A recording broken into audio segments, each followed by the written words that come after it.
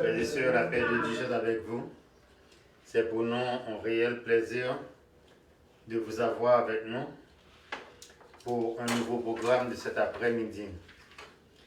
Vous êtes branchés avec moi sur les antennes de vraies prédications bibliques. C'est toujours la Bible nous parle qui est changée, une vraie prédication biblique, parce qu'il y a trop de groupes qui ont adopté ce nom. Mais vous pouvez nous joindre sur Facebook et YouTube. Nous avons besoin de votre assistance sur YouTube aussi. Vous pouvez écrire vraie prédication biblique par pasteur Théodule Théodore, comme vous voyez sur les antennes. C'est un réel plaisir pour nous d'être avec vous cet après-midi pour partager une question qu'on m'avait demandée. Ces 3 dernières années, ces dernières semaines-là, nous sommes en train de répondre quelques questions qu'on nous avait posées. La question qu'on m'avait demandée pour cet après-midi, c'est: peut-on aller au paradis sans Jésus? Peut-on aller au paradis sans Jésus? Nous savons vraiment qu'il y a beaucoup de personnes qui aimeraient aller au paradis.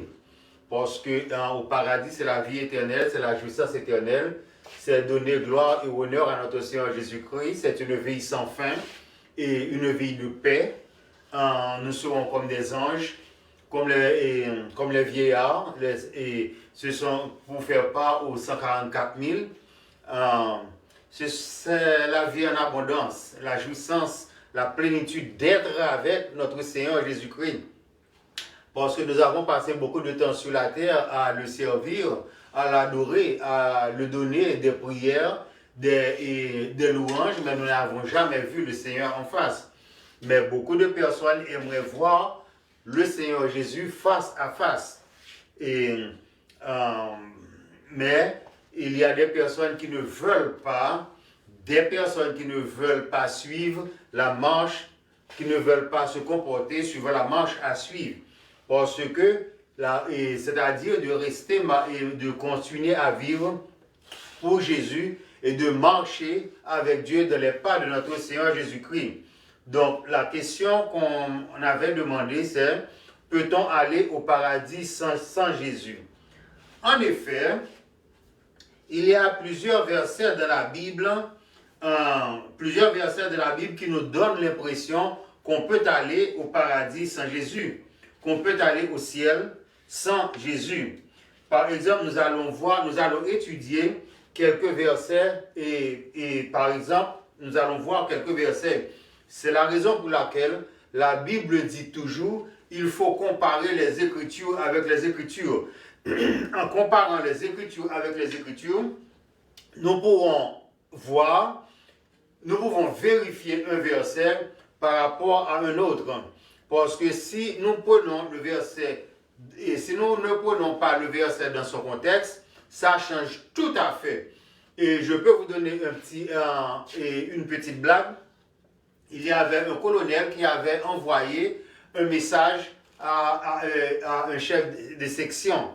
Ensuite, une virgule qui était mal placée causait un désastre. Grâce, virgule, pas tuer. C'est-à-dire, il ne faut pas tuer les hommes, il faut faire grâce. La virgule était mal placée. Au lieu de placer avant pas, la virgule était placée après pas. Cela veut dire grâce, pas tuer. Donc ça change tout. Une virgule peut changer toute la phrase. et peut changer tout un scénario et tout un événement. Nous allons voir là quelques versets. Vous êtes branchés sur la vraie prédication biblique par Pasteur Théodule Théodore. Donc, nous allons voir quelques versets bibliques qu'on peut, dans le monde actuel, prendre pour faire voir que vous pouvez aller au ciel sans Jésus. Si nous regardons dans Matthieu, si vous avez votre Bible en main, vous pouvez consulter avec moi. Vous pouvez voir les versets dont je fais allusion, parce que lorsque vous regardez ça et vous lisez ça, vous allez mieux comprendre ça. Et vous allez me suivre pas à pas et pour voir si ce que je dis est vrai. Lorsque nous regardons dans Matthieu 13, à partir du verset 47, Matthieu 13, à partir du verset 47, nous pouvons voir le royaume des cieux, je lis d'après la Bible, le royaume des cieux est semblable encore à un filet jeté dans la mer et ramassant des poissons de toute espèce. Quand il est rempli, le pêcheur le tire et après avoir s'être assis sur le rivage, il les met dans des vases qui est bon et il jette ce qui est mauvais. Donc, vous pouvez voir là que même si je ne suis pas les pas de Jésus, je peux arriver quand même à la porte du ciel. Parce que le pêcheur tire son filet de la mer et ramasse toutes sortes de qualités de poissons. Donc, si on veut mettre ça, pour vous dire que vous pouvez accéder au ciel, c'est-à-dire que le pêcheur tend son filet dans le monde et attire tous ensemble, même les pêcheurs, même les croyants. Donc, il ramasse des poissons, tous se mêlent ensemble. Ce verset-là donne l'expression que toutes sortes de religions, ceux qui adorent le vrai Dieu et ceux qui n'adorent pas le vrai Dieu, tous peuvent accéder au royaume des cieux. Parce que lorsque le filet est jeté, il ramasse tout.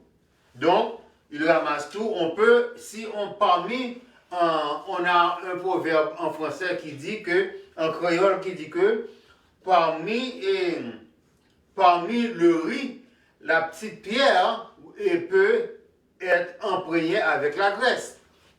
Mais non, le royaume de Dieu n'est pas comme ça. Rappelez-vous bien, si vous pouvez comprendre ce que le verset, on n'a pas besoin d'aller plus loin, on peut comparer ce verset avec lui-même parce que dans l'autre verset, ça donne l'explication du premier verset. Je lis le premier verset. Le royaume des cieux est encore semblable à un filet jeté de la mer qui ramasse des poissons de toute espèce. C'est-à-dire que des poissons roses, des poissons qui ne sont pas roses, le saumon et toutes sortes de poissons. Quand il est rempli, les pêcheurs le tirent. Et après s'être assis sur le rivage, ils les mettent dans des vases, ce qui est bon, et ils jettent de la mer ce qui est mauvais. Donc, Jésus vient dans le monde pour tous. Il était mort pour le monde entier. Mais ce n'est pas le monde entier qui va accéder au ciel. Parce qu'il dit que l'enfer sera très peuplé. Mais si l'enfer sera très peuplé, c'est de la même façon que le pêcheur qui tire son filet et après s'être ramassé toutes sortes de poissons, les bons et les mauvais poissons, il y a des poissons qui sont poisonneux aussi. Il s'assit sur le rivage et met les bons poissons dans un vase et les autres, il les rejette dans la mer. C'est la raison pour laquelle il peut dire que ceux qui suivent, ce sont les bons poissons. Ceux qui suivent Jésus, ce sont les bons poissons. Ils peuvent accéder au ciel. Parce que Jésus, il y a un verset qui dit, Jésus est le chemin, la vérité et la vie. Nul ne vient au Père que par lui. C'est-à-dire, c'est lui qui fait le triage. Si on est bon, on est passé au ciel. Et si on n'est pas bon, on est refoulé de la mer. Et la mer représente que l'enfer et dans les poissons qu'on met dans le pot, ça représente le paradis. Nous pouvons voir aussi encore d'autres versets si nous considérons Somme 115, si vous avez votre Bible en main, cherchez avec moi. Somme 115, à partir du verset 4 à 8, je quote. Somme 115, à partir du verset 4 à 8, notre Dieu est au ciel, il fait tout ce qu'il veut. Leurs idoles sont de l'argent, les idoles sont de l'or et de l'argent, elles sont l'ouvrage de la main des hommes. Mais si que vous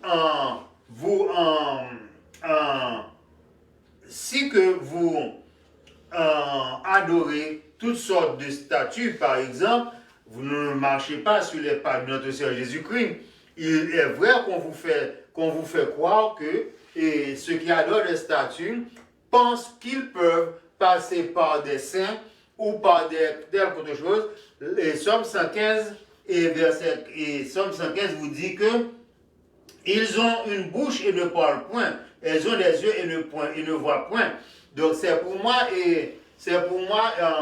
toujours un beau plaisir de regarder ceux qui adorent les statues, la croix en face des églises.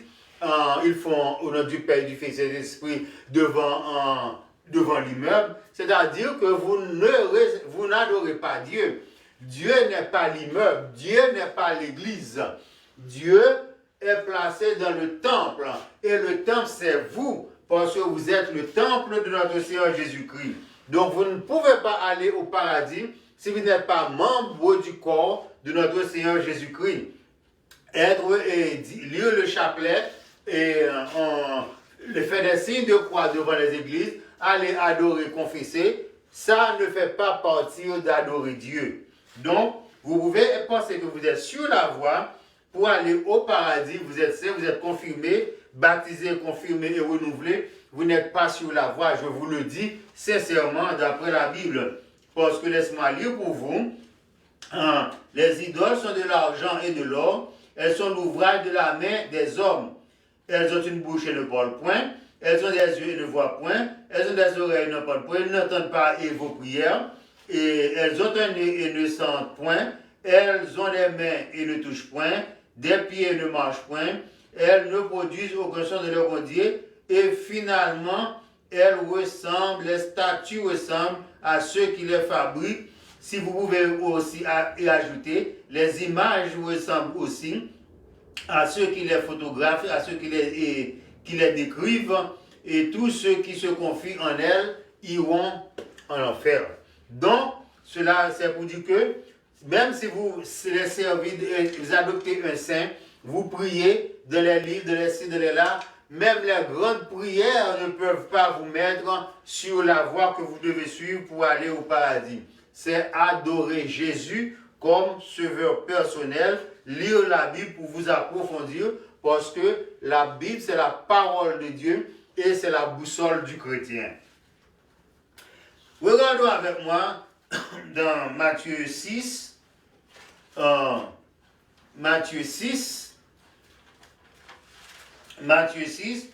partir du verset 24. Vous pouvez voir vous-même. Matthieu 6, à partir du verset 24. Nul ne peut servir deux maîtres, car là où il haïra l'un et aimera l'autre, où il s'attachera à l'un et méprisera l'autre, vous ne pouvez pas servir Dieu et Mammon. Il y a des églises aussi qui pensent qu'ils peuvent faire des miracles pour attirer des gens, qu'ils peuvent faire servir Dieu, ensuite servir Dieu, faire semblance de servir Dieu, faire aux membres croire qu'ils adorent Dieu, et les personnes en charge adorent aussi Mammon pour attirer les gens, pour attirer les gens à eux. C'est la raison pour laquelle il y a beaucoup d'églises qui font des miracles, comme parce que le Seigneur Jésus avait fait des miracles quand il était au monde. Mais vous n'êtes pas Seigneur Jésus-Christ.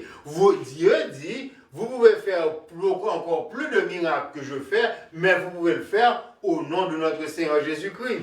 Si Jésus-Christ n'est pas là-dedans, vous ne pouvez rien faire, parce qu'il est le vrai cep, il est le vrai sarment. Si on coupe les branches du vrai cep, ça ne pourra pas vous servir à rien. Ça n'a pas de force, ça n'a pas de vie.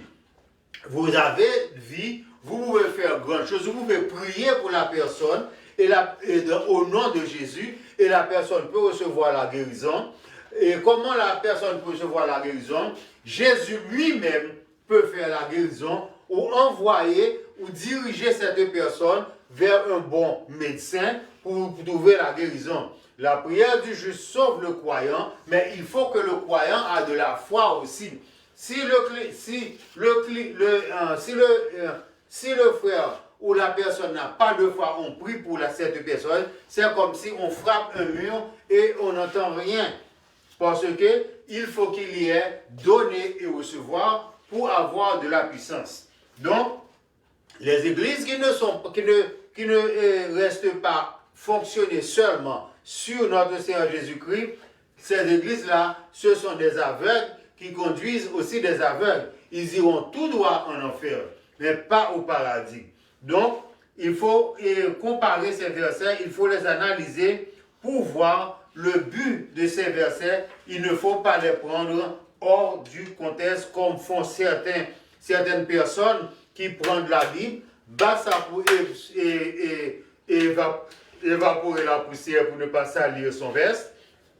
Ensuite, fais dans ça, prends un verset et je fais parler de ça. Maintenant, porter prédication de la Bible, une vraie prédication de la Bible, ce n'est pas comme ça. Il faut comparer les Écritures et il faut s'asseoir dans un endroit paisible pour que le Saint-Esprit soit en communication avec vous. Lorsque le Saint-Esprit est en communication avec vous, vous pouvez diriger les personnes vers le paradis.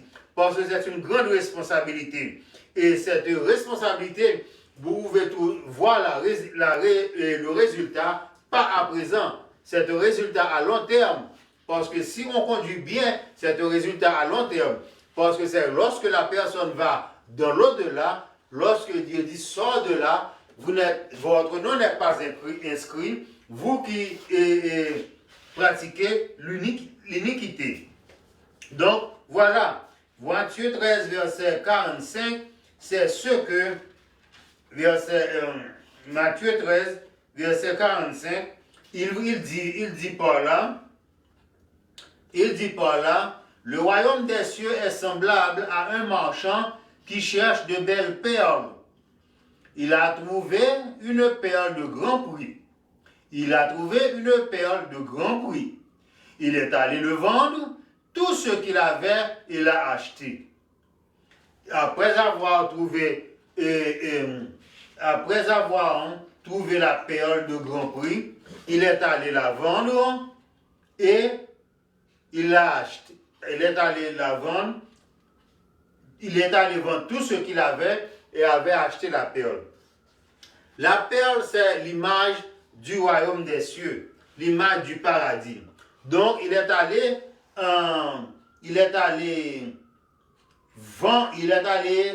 vendre tout ce qu'il avait pour acheter la perle. Donc, c'est-à-dire que si on est riche, si on veut misinterpréter ça, on peut dire que puisque je suis riche, je peux vendre tout ce que j'ai pour aller au paradis. Donc, c'est la raison pour laquelle il y a des églises et c'est la raison pour laquelle Martin Luther avait protesté parce que ces églises-là voulaient faire savoir aux membres s'ils donnent à l'église tout ce qu'elles avaient, leur propriété, leur argent et tout ce qui leur appartient, leurs bijoux, alors ils iront droit au ciel. Et il fait savoir aussi que lorsqu'une personne est morte, elle est allée dans le purgatoire, ou si on fait des dons à l'église après sa mort, l'âme de cette personne va être libérée pour sortir du purgatoire pour aller au paradis. Frères et sœurs, c'est faux. Lorsqu'on est mort, si on ne connaît pas notre Seigneur Jésus-Christ depuis avant la mort, donc après la mort, on ne peut rien faire. Après l'expiration, après l'âme est sortie du corps, l'âme sans, le corps sans âme est mort. Lorsque l'âme est sortie du corps, on ne peut pas travailler pour le royaume des cieux du tout. Donc, on va directement en enfer. On va directement en enfer, oui. Mais pour accéder au paradis, c'est à présent. C'est à présent. Et c'est pourquoi la Bible dit, à présent, si vous avez la voix de notre Seigneur Jésus-Christ, n'endurcissez pas vos cœurs. Parce qu'il faut préparer, il faut préparer votre lit avant que vous avez sommeil. Donc, si vous avez la voix de notre Seigneur Jésus-Christ, soit par vraie prédication biblique, par Pasteur Théodore, ou vous ne faites pas un maître à étudier la Bible de par vous-même, mais vous avez toujours besoin d'une autre personne pour vous aider. Donc, vous n'allez pas accéder au paradis. Donc, tous ces versets-là vous font comprendre que vous pouvez aller au paradis de par vous-même, de par vos efforts, vous pouvez même acheter le paradis. Donc, il y a des églises qui vous font comprendre ça. Mais c'est pas vrai, c'est pas vrai, c'est pas vrai. Donc, c'est pas vrai. Matthieu 11 vous dit encore, que Matthieu 11, verset 12, vous fait dire que depuis longtemps, de Jean-Baptiste jusqu'à présent, le royaume des cieux est forcé. Le royaume des cieux est forcé et ce sont les plus violents qui les emparent. Le royaume des cieux est forcé et ce sont les plus violents qui les emparent. Ce verset-là vous fait comprendre qu'on peut passer sur le toit et se jeter à l'intérieur, qu'on peut bousculer les autres pour se sauver soi-même, qu'on peut faire toutes sortes de choses. On peut même lutter, pousser les autres, faufiler, entrer par la porte derrière, parce que si on est violent, on peut y entrer. Non, c'est pas vrai, c'est pas ça que la Bible vous fait savoir. Ce sont les plus violents qui les emparent. Vous pouvez vous mettre dès à présent assidûment sur les pas de notre Seigneur Jésus-Christ. Et les pas de notre Seigneur Jésus-Christ ne sont pas plus loin de vous, c'est la Bible, c'est la parole de Dieu, parce que avec son départ, il avait laissé la Bible, il avait laissé deux choses pour vous après son départ. La Bible, qui est la parole écrite. La parole écrite est inscrite dans votre cœur, dans votre pensée et dans la Bible. Et il a laissé aussi le Saint-Esprit pour vous éclairer dans toute la vérité, dans tout ce que la Bible veut vous dire. Et il y a le Saint-Esprit là pour vous éclaircir. Et si vous cherchez le Seigneur Jésus vraiment, il viendra à vous. Parce que si vous le cherchez sincèrement, donc il n'y a pas il n'y a pas de détour pour aller au paradis. La voie directe, c'est la voie de Jésus. C'est la voie de Jésus. Il vous dit que il est le chemin, la vérité et la vie. Et nul ne vient au Père que par lui. Qu'on le veuille ou non, même quand que vous ne l'avez jamais vu, mais au moment de votre dernier jour, lorsque vous devez voyager, et si vous êtes déjà sur la bonne voie, votre âme ira en sa présence et vous le verrez tel qu'il est. Vous le verrez tel qu'il est. Matthieu 13 vous fait savoir aussi, je vous donne tous les versets parce que la personne qui m'a demandé ça m'a dit, était convaincue qu'elle peut aller au ciel sans avoir Jésus. Et Matthieu 13, verset 33, nous dit, je pense que c'est le dernier verset, Il y a Matthieu 16 aussi. Je pense que c'est l'avant-dernier verset, Matthieu 13, verset 33, qui dit, afin de s'accomplir qu'il avait été annoncé, non, verset 33, et il leur dit, cette autre parabole, le royaume des cieux est semblable à du levain qu'une femme a pris et mis dans 3 mesures de farine jusqu'à ce que toute la pâte soit élevée. Jusqu'à ce que toute la pâte soit élevée. Rappelez-vous bien, lorsque les pharisiens et lorsque les disciples Jésus arrivait dans un lieu avec ses disciples, alors ces disciples avaient oublié d'acheter du pain. Ils étaient alors obligés de retourner dans la ville pour acheter du pain. Et Jésus lui-même, qui faisait ça comme une blague, et faites attention du levain des pharisiens et des sadducéens. Je vais vous expliquer ça. Le levain, c'est une petite poudre. C'est une poudre. Avec une pincée qu'on prend, ça peut faire élever la pâte, le pain. C'est-à-dire que lorsque vous voyez du pain, l'épaisseur que vous voyez, que le pain représente, n'est pas la vraie épaisseur. C'est-à-dire que si vous prenez le pain qui est gonflé comme ça, on presse ça, c'est là qu'on va voir l'épaisseur du pain. C'est comme l'éponge. Lorsque l'éponge est gonflée, ce n'est pas son épaisseur. Si on presse ça, on va voir l'épaisseur de l'éponge.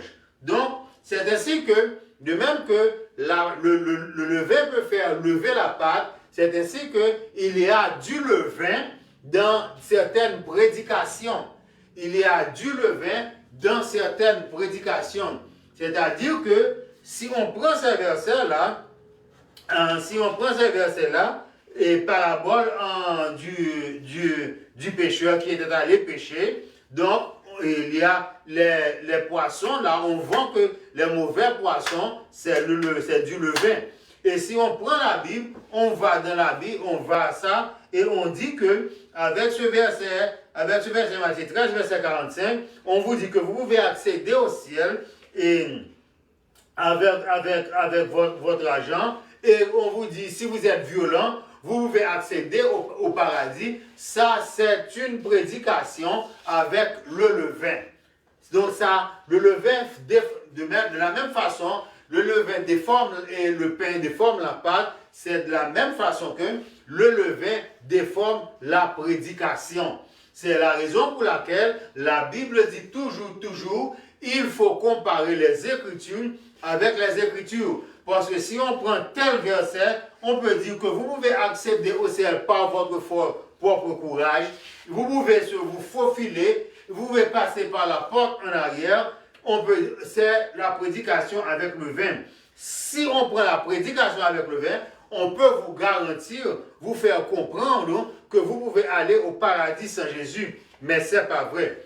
Parce qu'à la porte, au dernier jour, votre dernier jour, lorsque vous arrivez en face de notre présence, de la présence de notre Seigneur Jésus-Christ pour entrer, il vous dit, votre nom n'est pas inscrit dans le livre de vie. Oh, j'ai pensé toute ma vie à écouter, mais vous avez écouté une parole avec le vin. Sortez de là, je ne vous connais pas. Donc, c'est à présent que vous pouvez s'asseoir, comparer les Écritures avec les Écritures. Je sais que la Bible n'est pas lue à tout le temps, mais si vous suivez des prédications qui donnent vraiment ce que la Bible a réellement dit, une vraie prédication biblique, vous allez accéder au ciel. Vous allez accéder au paradis. Donc, vous allez voir Jésus tel qu'il est. Parce qu'un jour ou l'autre, à votre dernier jour, comme le bandit à droite de notre Seigneur Jésus-Christ, qui avait reconnu notre Seigneur Jésus-Christ à son dernier jour, mais puisque vous ne connaissez pas votre dernier jour, donc votre jour pour accepter notre Seigneur Jésus-Christ est à présent, est maintenant. Donc, est maintenant. C'est la raison pour laquelle il dit, aujourd'hui, si vous entendez sa voix, n'endurcissez pas vos cœurs, parce que vous ne connaissez pas votre jour. Vous ne connaissez pas votre dernier jour. Et le dernier jour, Ce n'est pas lorsque la fin du monde arrive. C'est maintenant. Parce que maintenant, vous devez commencer à préparer ça. Donc, la question qu'on demande, si on peut aller au ciel si on peut aller au paradis sans Jésus, sincèrement, je regrette ça. Je dois vous dire non. La réponse est non. Voilà un verset qui me faisait rire. C'est Luc 18, verset 28 à 29. Luc 18, verset 28 à 29. Si vous avez votre Bible en main, vous pouvez suivre avec moi, c'est très intéressant. Alors Pierre dit alors, voici Seigneur, nous avons tout quitté et nous t'avons suivi.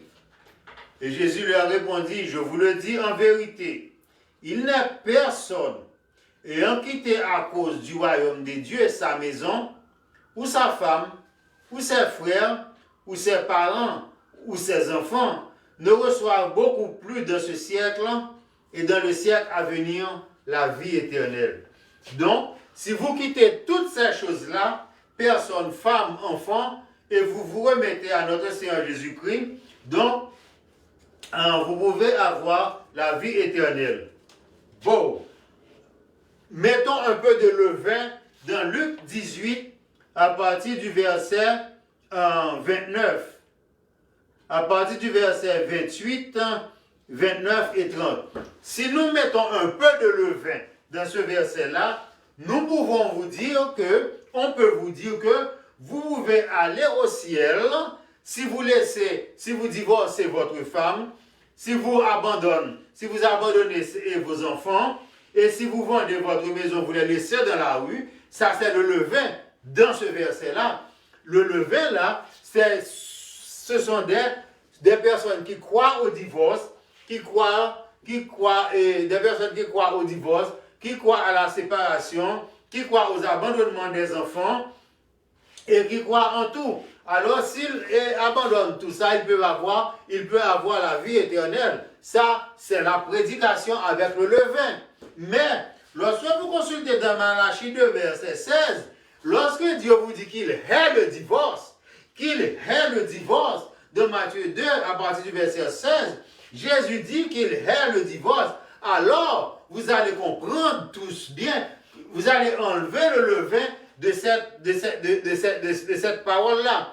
C'est la raison pour laquelle il dit, il faut comparer les Écritures avec les Écritures. Mon peuple, il dit encore, mon peuple meurt par faute de connaissance.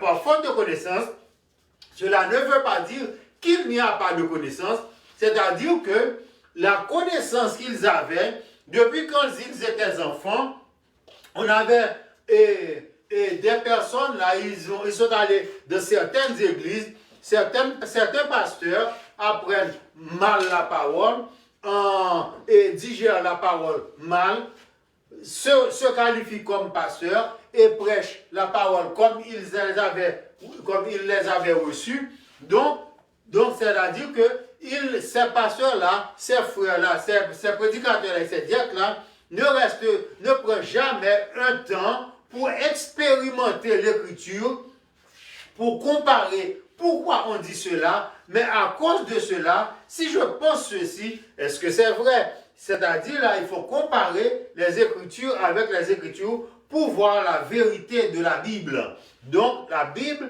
est un livre vrai, donc toute la vérité est dans la Bible, donc il faut comparer les Écritures. On ne peut pas jamais comprendre la Bible, même si on est philosophe. Par exemple, Nicodème, qui était docteur de la loi, ne pouvait pas comprendre la Bible. Il ne pouvait pas comprendre le simple mot « né de nouveau ». Il ne pouvait pas comprendre ça. Quoiqu'il était docteur d'Israël et docteur de la loi et docteur dans le Sénat, docteur dans le Congrès. Même si on va parler ça avec des sénateurs, des députés et des présidents, il va dire, si je vais en leur présence et je leur dis qu'il faut naître de nouveau, pour entrer dans le royaume des cieux, certaines de ces personnes-là vont dire, mais êtes-vous fous? Parce que la parole et le Saint-Esprit ne les éclairent pas pour voir la nouvelle naissance que Nicodème cherchait. Donc, on ne peut pas aller au ciel sans avoir une bonne connaissance de la parole de Dieu. On doit se mettre sur la voie pour aller dans la parole de Dieu, pour aller dans le paradis. Comment être sur la voie? De même que dans tous les pays, les maisons ont une adresse. Le numéro, les rues et certains appartements. C'est de la même façon, pour aller au ciel, il y a aussi l'adresse. Nous allons voir l'adresse. Dans Jean 14, Jésus dit, je suis le chemin. Ça, c'est la route. La vérité. Ça, c'est le verset. Ça, c'est le numéro de la maison. Et la vie. La vie, c'est le code régional. Donc, pour vous renforcer ça et pour vous dire que vous ne pouvez pas aller au ciel sans lui, il dit que dans ce même verset, nul ne vient au Père que par lui. Il est le chemin, il est la vérité et il est la vie. Donc, si vous avez Jésus comme votre sauveur personnel, vous êtes déjà candidat pour le paradis. Si vous l'avez Jésus comme sauveur personnel, vous êtes déjà candidat pour le paradis. Nous allons déchiffrer ça. Nous allons prendre l'adresse, voir si l'adresse est complète. Alors, nous devons observer la marche à suivre. Pour arriver à l'adresse, il faut suivre la marche à suivre. Lorsque on suit le GPS vous dit de tourner à droite, continuer à 2 ou 3 miles. Lorsqu'on atteint tel chemin, vous tournez à gauche. C'est de la même façon. Donc, vérifions l'adresse pour aller au paradis. Donc, Jean 14, verset 5 nous donne l'adresse complète. Jésus est le chemin, la vérité et la vie. Donc, c'est à nous d'observer la marche à suivre. Jérémie 31, sinon, si vous avez votre Bible en main, vous pouvez regarder avec moi. Dans Jérémie. Vous pouvez regarder avec moi dans Jérémie 31. Jérémie 31, à partir du verset 34. Jérémie 31, à partir du verset 34. Il dit, après ces jours-là, vous regardez avec moi,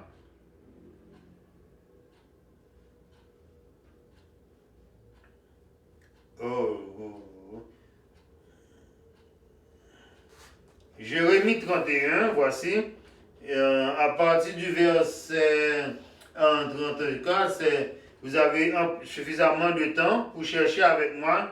Voici l'alliance que je ferai avec la maison d'Israël. Après ces jours-là, dit l'Éternel, je mettrai ma loi au-dedans d'eux, et j'écrirai dans leur cœur. Je serai leur Dieu, et ils seront mon peuple. Donc, si vous ne connaissez pas la loi de notre Seigneur Jésus-Christ, et lorsque je dis les lois, ce ne sont pas les 10 commandements. Les 10 commandements sont inclus, mais c'est la Bible. Il faut lire la Bible. C'est en lisant la Bible que vous pouvez accéder aux lois de notre Seigneur Jésus-Christ. Mais même quand vous ne lisez pas, mais la loi est déjà écrite en toi. Je mettrai ma loi au-dedans d'eux, je l'écrirai dans leur cœur, et je serai leur Dieu, et il sera mon peuple. Si vous ne savez pas Dieu, comme votre sauveur personnel, vous n'avez pas un avocat. Vous n'avez pas un sauveteur. Vous n'avez pas un avocat. Donc, en verset 34, celui-ci n'enseignera plus son prochain, ni cela à son frère en disant, connaissez l'Éternel, car tous me connaîtront. Chers frères et sœurs, je dois vous dire sincèrement, il n'y a personne au monde qui ne connaisse pas le nom de notre Seigneur Jésus-Christ. Elles peuvent choisir à ne pas l'obéir, à ne pas le servir, mais ils connaissent, mais tout le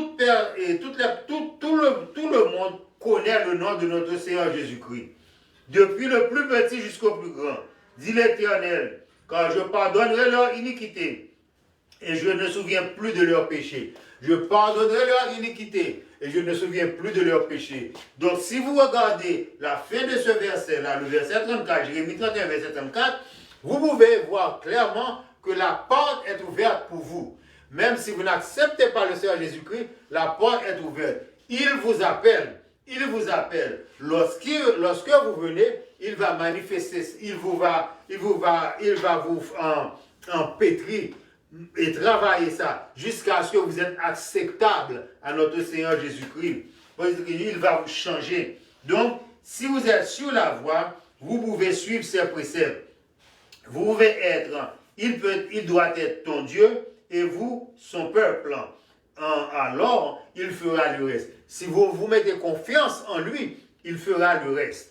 Mais c'est à vous de faire le commencement. Parce qu'il dit, venez à moi, vous tous qui êtes fatigués et chargés, et je vous donnerai le repos. Si vous sentez que vous n'êtes pas fatigué, ça, c'est l'affaire qui vous regarde. Donc, il vous attend. Et le temps que vous devez accepter notre Seigneur Jésus-Christ, c'est à présent pour accéder au paradis. Parce que lorsque vous ne pouvez pas respirer, il n'y a pas de transplant. Il n'y a aucun docteur au monde qui peut faire un transplant pour vous, pour accepter notre Seigneur Jésus-Christ après que l'âme est séparée du corps. Donc, vous connaissez le chemin. Vous voulez savoir aussi la vérité? Allons avec moi dans Corinthiens. Cherchez avec moi dans Corinthiens. Vous pouvez lire avec moi dans 2 Corinthiens 2. 2 Corinthiens 2, à partir du verset 17. Voyons ce qu'il dit. Si vous avez la Bible en main, car nous ne falsifions point la parole de Dieu, comme font plusieurs, mais c'est avec sincérité. Mais c'est de la part de Dieu que nous parlons en Christ devant Dieu. Ça veut dire que si vous n'acceptez pas le Seigneur Jésus-Christ dès votre présent, dès que vous êtes en vie, on ne peut rien faire. On ne peut pas falsifier aucune chose pour vous. C'est avec sincérité, mais de la part de Dieu, vous devez l'accepter avant que l'âme est séparée du corps. Avant que l'âme est séparée du corps. Donc, c'est la raison pour laquelle, lorsque vous êtes sur le chemin, c'est la même façon qu'il dit qu'il y a des épines. Frères et sœurs, je vous le dis sincèrement, si vous êtes dans le monde, vous ne cherchez pas la présence de notre Seigneur Jésus-Christ, Satan ne va pas vous emmerder. Mais dès que vous acceptez Jésus-Christ comme sauveur personnel, il va fixer les yeux sur vous. Pourquoi? C'est de la même façon, lorsque Jésus-Christ allait prendre le travail de son Père en main, Satan était venu le tenter. Donc, Satan était venu l'éprouver. Donc, c'est la même façon, lorsque vous retournez dos au monde, vous donnez face à notre Seigneur Jésus-Christ, pour avoir accès au paradis, vous allez être tenté. Si vous n'êtes pas tenté, vous n'êtes pas sur la voie de notre Seigneur Jésus-Christ. Vous n'êtes pas candidat pour aller au paradis si vous n'êtes pas tenté. Parce que la tentation, Dieu ne donne jamais la tentation. Mais Dieu dit, vous serez éprouvés. Éprouvés, mais vous ne serez pas éprouvés au-delà de votre force. Mais pour la tentation, vous allez la voir. Parce que notre Seigneur Jésus-Christ était tenté aussi après qu'il avait reçu l'ordonnance pour et de sa mission. Parce que vous allez être tentés. Mais vous devez faire comme notre Seigneur Jésus-Christ. Vous devez résister. Deux choses que vous devez faire. Résister, fixez votre regard sur notre Seigneur Jésus-Christ et priez. Parce que Jésus dit, si vous priez, Satan fuira loin de vous. Mais ne criez pas la victoire. Parce que lorsque Satan vient à vous, vous appelez au nom de notre Seigneur Jésus-Christ, Satan s'enfuit, mais il va retourner avec une force, avec des esprits plus forts. Il va trouver encore le même Jésus que vous servez et qui va le repousser. Donc, si vous n'êtes pas tenté, vous devez vous poser des questions. Donc, lorsque nous regardons par exemple dans Colossiens 1, à partir du verset 11, on peut voir des choses très intéressantes. On peut voir qu'il dit que fortifiez-vous à tous égards par sa puissance glorieuse, en sorte que vous soyez toujours avec joie, persévérance et patience. Si vous avez ces choses-là en vous, vous devez savoir que vous êtes déjà sur la voie. Vous êtes candidat. Fortifiez-vous par sa puissance et par votre puissance. Vous ne pouvez rien faire. Sans Jésus-Christ, vous ne pouvez rien faire. Si vous ne restez pas attaché à notre Seigneur Jésus-Christ, sans lui, vous ne pouvez rien faire. C'est lui qui dit ça. C'est Jésus qui dit ça dans Jean. Donc, et pour marcher d'une manière digne du Seigneur, si vous acceptez, vous pouvez être candidat pour le paradis au verset 10 et en Colossiens 1, verset 10, vous devez marcher d'une manière digne du Seigneur et lui être entièrement agréable, portant des fruits en toutes sortes de bonnes œuvres et en se croissant dans la connaissance de Dieu. Alors, si vous acceptez Jésus comme sauveur personnel, vous n'êtes pas croissé de la connaissance. C'est la raison pour laquelle il dit, mon peuple meurt par faute de connaissance. Si vous acceptez, quelqu'un vous dit, venez à moi, et Jésus dit, venez à moi, vous tous qui êtes fatigués, je vais vous donner le repos. Vous venez à lui et vous restez à attendre. Non, vous devez travailler et vous pouvez porter des fruits. Et si vous restez toujours attaché à lui, sincèrement, vous allez porter des fruits dignes et agréables. Et si vous ne portez pas des fruits dignes et agréables, je vais vous dire ce qui va vous arriver si vous ne portez pas des fruits dignes et agréables. Regardez avec moi dans Apocalypse 2, à partir du verset 14, il dit, Apocalypse 2, à partir du verset 14, il dit qu'il te vomira. Il te vomira. Donc c'est l'Église, et si vous ne portez pas de fruits, vous n'êtes pas agréable, il te vomira. Voilà, il te vomira. Donc, vous devez porter du fruit. C'est-à-dire que par la persévérance, par l'adoration, par donner gloire à notre Seigneur Jésus-Christ, en lisant votre Bible, c'est la Bible qui est la boussole du chrétien. Donc, vous devez le prier et lui donner gloire. Là, vous avez en vous une chose très importante que tout le monde cherche. Lorsque, par exemple, vous donnez gloire à une personne, vous avez déjà cette personne dans votre poche. Et Satan cherche beaucoup la gloire des hommes pour lui donner gloire. C'est la raison pour laquelle il dit à notre Seigneur Jésus-Christ, si vous faites seulement un geste d'adoration, c'est pas adorer, un geste d'adoration. Je te donnerai le royaume, le royaume du monde. Donc, Jésus aussi cherche votre gloire, votre louange. Alors, c'est à vous de choisir qui vous voulez adorer, qui vous voulez donner gloire. Moi, c'est celui qui me retient sur la route du paradis, c'est lui-là que je vais donner gloire. C'est lui-là que je vais donner gloire. Lorsque vous regardez dans Galates 5, à partir du verset 22 et 23, vous pouvez voir que vous pouvez porter des fruits. Il dit que vous devez porter des fruits. Et le fruit que vous allez porter là, c'est le fruit de l'esprit. Rappelez-vous bien, il dit le fruit de l'esprit. Le fruit de l'esprit, l'esprit là est un capital E, c'est-à-dire le Saint-Esprit qui va venir en vous. Alors, vous allez avoir de l'amour, parce que c'est le plus grand des commandements.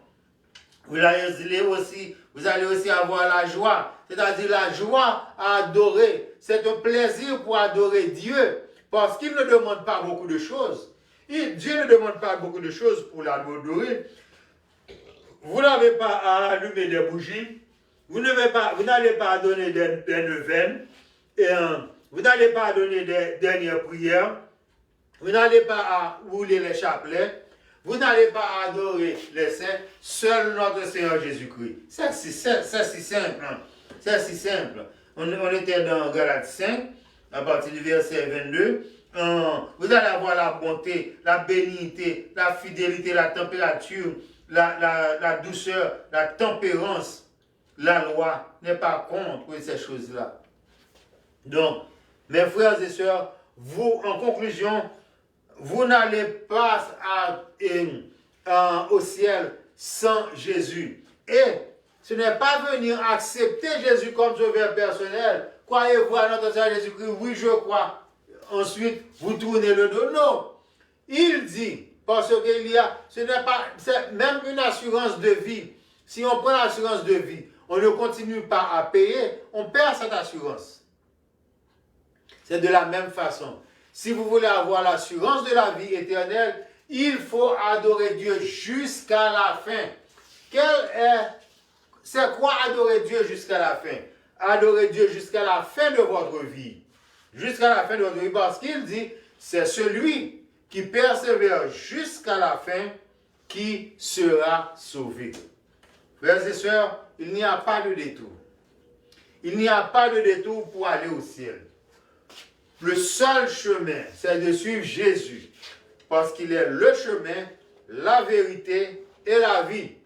Et pour vous garantir ça, ce n'est pas pour vous effrayer qu'il vous dit cela, que nul n'ira au Père que par lui.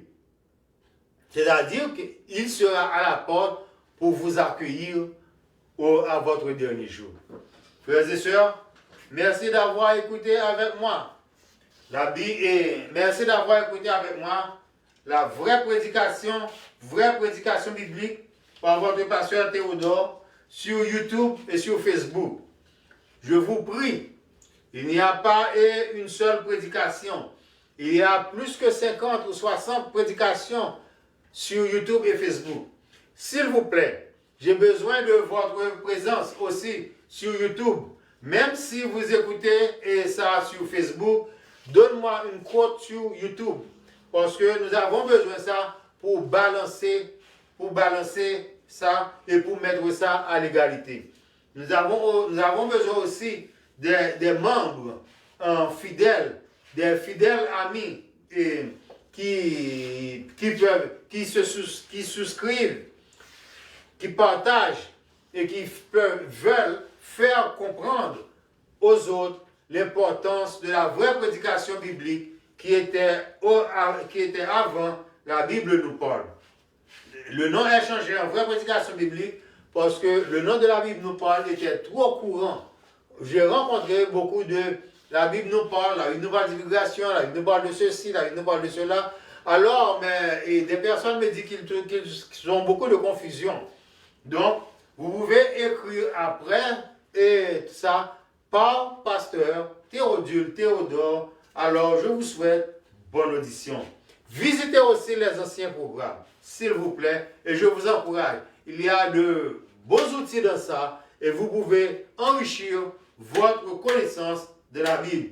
Parce que la Bible dit, mon peuple meurt faute de connaissance.